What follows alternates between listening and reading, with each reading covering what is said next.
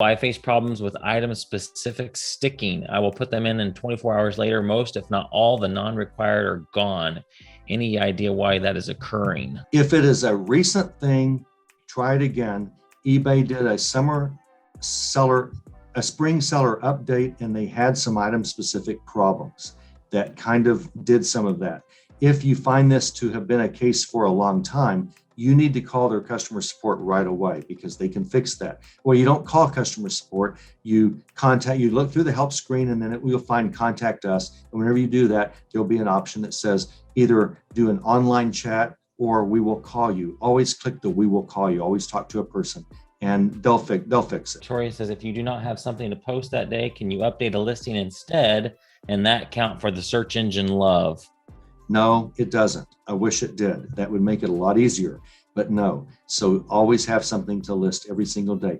People in our group, they came from a retail arbitrage background, and that's a real sexy thing. You know, you go to Walmart and you get 100 items and you can send them all to FBA, and it's so nice. And with the way we primarily source, we do retail arbitrage. We show you how to do all of that in this group, the eBay way, but a lot of our stuff comes from used places.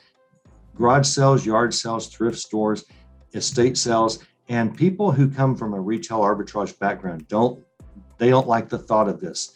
Oh, we make it so easy. And so everyone in the group was hesitant a year ago. It's like, I don't know that we'll try this. I don't think we want to mess. We don't know anything about used items, and it just seems dirty, and we don't want to do it.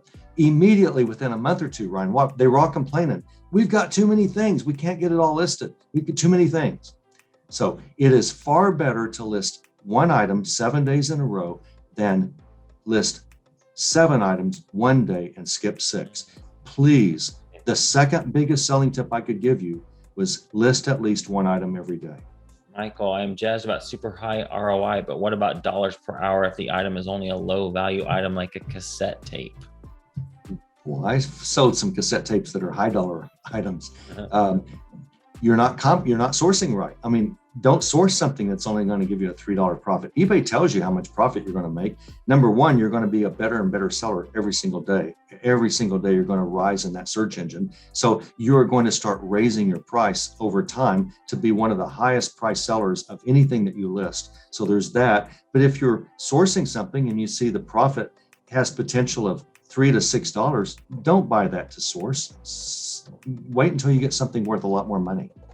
The number one biggest selling tip is to join Ryan's group, Treasure Hunting Profits. You can sign up for 1 month and you're going to learn how to source, and you're going to learn how to source things that no one else looks for real fast in this group. Watch the video that is embedded in this link. If you just watch this video and never sign up, you are going to learn on how to find things, how to source things that are money makers. And we don't like 33% ROIs in this group. Our group, we pretty much spend pennies to make $5 and $10 bills. This is the most advanced eBay group ever. That includes all reselling eBay groups. There's more actionable money-making content on how to source and how to sell than any other group on the planet. That's the value that you're getting.